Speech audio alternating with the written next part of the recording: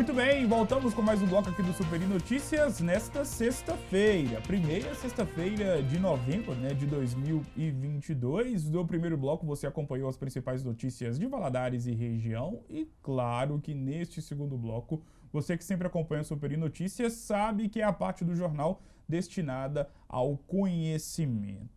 Lembrando que você também pode acompanhar o Superi Notícias através da nossa fanpage do Facebook, só acessar Superi TV e lá, meu amigo, você vai encontrar não só o Superi Notícias, mas também toda a grade de programação aqui da Superi TV, Canal 20. Na passagem da primeira para a segunda parte do Superi Notícias desta sexta, fiz questão de enfatizar para todos vocês que neste segundo bloco terei a honra de conversar com uma profissional da área da saúde. Falo dela, a médica geriatra doutora Suzana Sampaio. Ela que está aqui para justamente enfatizar o papel desse profissional, principalmente para as pessoas, não vou chamar de idosos, que estão na melhor idade, como as pessoas costumam falar, não é mesmo?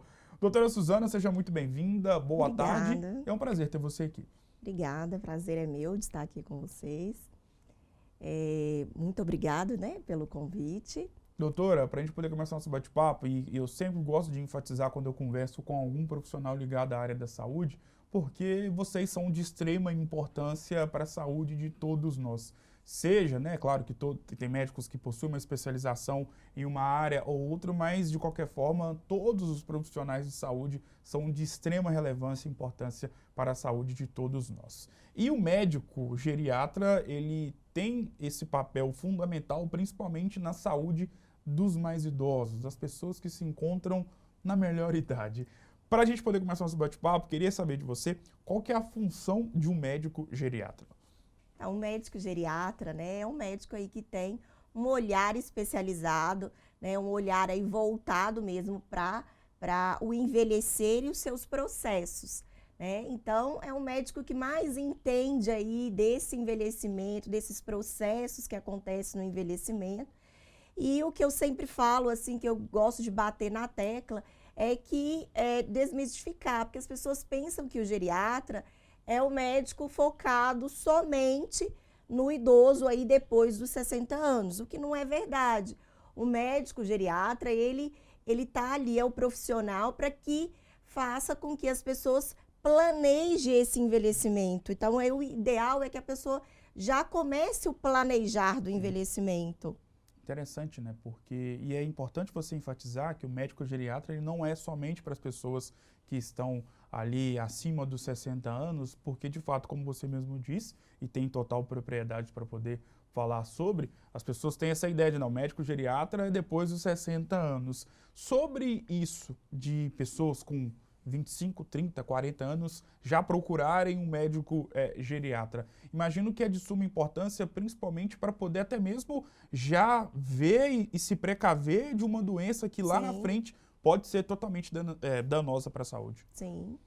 Na verdade, não tem uma idade correta, para procurar o geriatra. O quanto antes, então é melhor, O ideal aí é que a gente fala é que o ideal é que seja a partir ali dos 40 anos que a gente já tenha esse profissional, como aí o profissional que vai conhecer, acompanhar todo o processo do envelhecimento, E aí justamente entra aí no papel também da gente eliminar, às vezes, fatores de riscos que podem ser eliminados para futuras patologias.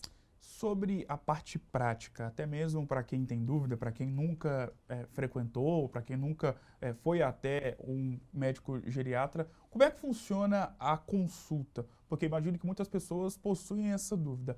Na parte prática, como funciona a consulta?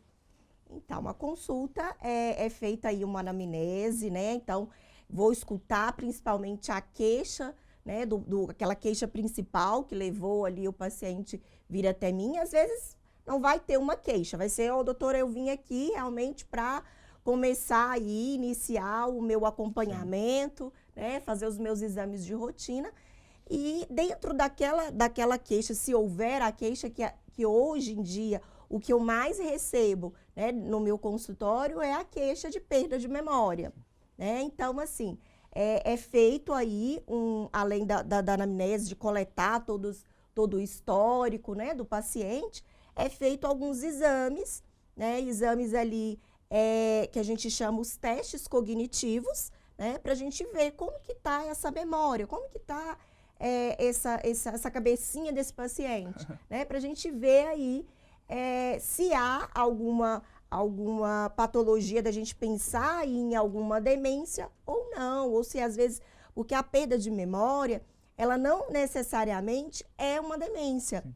Ela pode ter sido, às vezes, por ansiedade, né? Então, tem outros fatores, às vezes algum problema de alguma vitamina, sim, por exemplo, que está alterado, né? Por exemplo, a vitamina B12, né? Então, assim, é importante a gente procurar. Agora, eu gosto também sempre de falar que a perda de memória não é coisa da idade. Porque há esse mito, sim, das pessoas falarem, tá esquecendo, isso é coisa da idade. Tô ficando, né, velho, tô perdendo a memória. Não, se tem no esquecimento, é algo que precisa de ser investigado, sim, né? Então, algo está acontecendo. Pode ser que seja algo simples ali da gente, né, às vezes uma própria ansiedade, da gente às vezes a gente tratar ali no início, ou pode ser realmente o início de alguma demência. Sobre essas doenças, neste momento em 2022, você que atua nessa área, principalmente com esse contato um pouco mais próximo com as pessoas com mais idade, quais são as doenças, quais são as principais doenças que estão ali no rol de entrada na vida de pessoas com mais idade? Além dessa questão da perda de memória, que pode se caracterizar, dependendo do diagnóstico, com um Alzheimer, quais são as outras doenças mais recorrentes nos dias de hoje? Então, as doenças mais comuns ainda hipertensão, problemas cardíacos, diabetes, né, com o uso aí da prática, que a gente não tem a prática de atividade física, né? A população ainda tem essa dificuldade, a correria também do dia a dia, uma alimentação incorreta, né? Então acaba sendo aí obesidade, vindo os fatores de diabetes, hipertensão. E na área aí do idoso, além dessas comorbidades, tem as comorbidades aí, são as artrites, artroses, osteoporose, principalmente nas mulheres aí pós-menopausa, além da demência, Parkinson, e esse índice aí da demência, ela tem aumentado aí, a gente falando, existe vários tipos de demência, a mais comum, né, e a mais comentada, né, a mais conhecida é o Alzheimer, mas existem outros tipos de demência também. E ela tem crescido, né, então, justamente porque a população, ela não tem aí esse olhar, agora está mudando um pouquinho, né? Eu tenho tido, graças a Deus, tenho batido muito nessa tecla e tenho tido ótimos resultados. Eu procuro o que antes do consultório era só mesmo aí pacientes de 70, 80, 90, né, anos. Agora o cenário mudou um pouquinho, né? Então, assim, tem uma procura agora, os pacientes com 40, 50 anos chegando até o meu consultório, né? Então, mas aí a gente tem que pensar, principalmente esses pacientes aí, essas pessoas com essa idade, a gente pensar e fazer um trabalho que a gente fala, que eu brinco, que é a ginástica aí do cérebro, né? A gente precisa de colocar esse cérebro sempre em constante desafios, né? E sobre, eu acho que é importante também elencar alguns sinais que aparecem na nossa vida, e aí seja para as pessoas acima de 60 anos, ou com 30, 45, 25, 26, alguns sinais existem e que a pessoa precisa se preocupar, porque lá na frente, caso ela não cuide antes, pode se tornar uma doença mais grave e que tem a ver com a abordagem, com o trabalho de uma médica geriátrica. Tem como elencar alguns sinais? Opa, isso aqui que está acontecendo comigo, eu tenho que procurar a doutora Suzana, por exemplo, para poder ver o que é. Existem esses sinais? Sim, existe. Perda de memória e esses lapsinhos de memória, isso já é um indicativo que a gente precisa de procurar aí, né, o médico, principalmente aí o caso seria o geriatra, né? outra coisa que eu falo sempre também é em relação à questão aí dos fatores de risco. Sim. Então, se eu tenho um familiar, né, uma mãe ou um pai que teve demência, teve Alzheimer, isso é um fator de risco para que eu desenvolva também. Então, é aí um alertazinho que a gente tem que procurar para a gente procurar e fazer com que esses fatores modificáveis a gente possa dar conta deles, né? E evitando, assim, uma futura demência. Ainda estamos vivendo um período pandêmico, lógico que totalmente diferente de outrora, principalmente no início da pandemia, lá em 2020, e também no início, por exemplo, do ano passado, onde tivemos uma alta confirmação de casos, não só aqui em Valadares, mas em todo o Brasil e em todo o mundo. Sobre isso, te pergunto, a pandemia serviu para a população se preocupar ainda mais com a saúde? Porque a gente vê muito esse movimento e estamos vendo esse movimento, por exemplo, nas academias, nos boxes de CrossFit. As pessoas estão procurando se movimentar, praticar esportes. Em relação à questão um pouco mais específica da saúde, você como médica percebe que a população como um todo tem se preocupado e passou a se preocupar mais com a saúde por conta da pandemia? Sim, com certeza. Passou a se preocupar mais aí com a saúde, com o bem-estar, né? Tanto físico quanto mental. Houve uma crescente aí, e principalmente aí para os idosos, né?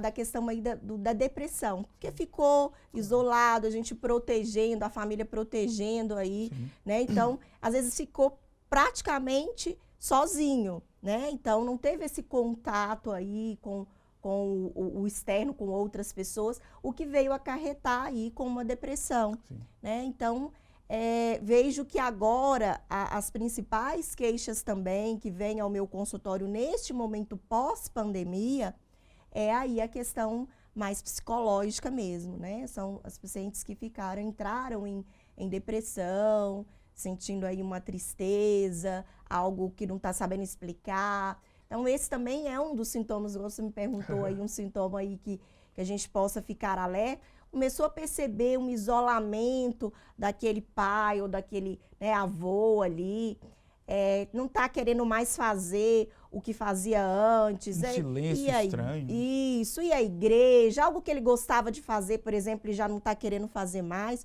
Isso é de se preocupar, né? Isso é um momento que tem que procurar ajuda, né, para poder iniciar o tratamento o quanto antes.